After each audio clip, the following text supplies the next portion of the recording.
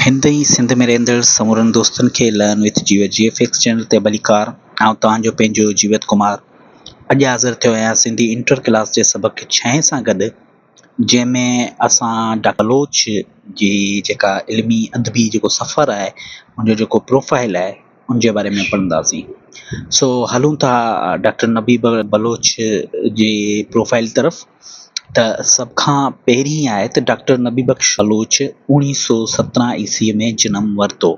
Doctor Nabi Bakhsh Baloch कॾहिं जनम वरितो? 1917 ईस्वीअ में जनम वरितो। डॉक्टर नबी बख्श बलोच जे वालिद जो नालो अली मोहम्मद लिगारी हो। संदसि वालिद जो नालो अली मोहम्मद लिगारी हो।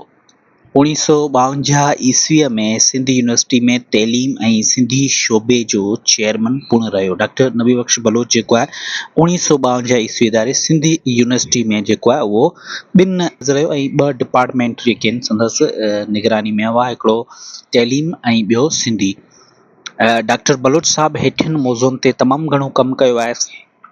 जेके सिंधी अदब जा जेके मौज़ू आहिनि या मुख़्तलिफ़ जेके मौज़ू आहिनि सिंधी अदब में शामिल, उन्हनि ते कमु कयो आहे, जंहिंमें सिंधी अदब आहे ऐं सिंधी ॿोली, तारीख़, लिसानियात, लतीफ़ियात, तहक़ीक़, लोक अदब, तनक़ीद, लुग़त, सक़ाफ़त ऐं क्लासिकल अदब शामिल आहिनि। इन्हनि मौज़ुअनि ते जेको आहे डॉक्टर नबी बख्श बलोच साहब जेको आहे उहो तमामु घणो कमु कयो आहे।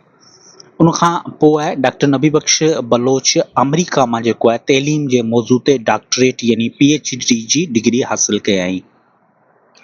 संदसि सहेड़ियल किताबनि जो तइदाद 100 में आहे या 100 खां वधीक बि थी सघे थो। संदसि फ़न ऐं फ़िक्र ते तहक़ीक़ लाइ खेसि मञता ॾियण लाइ doctor Nabi Bakhsh Baloch institute of heritage research model school Hyderabad ऐं doctor Nabi Bakhsh Baloch chair Sindhi university में पिणु क़ाइमु आहे।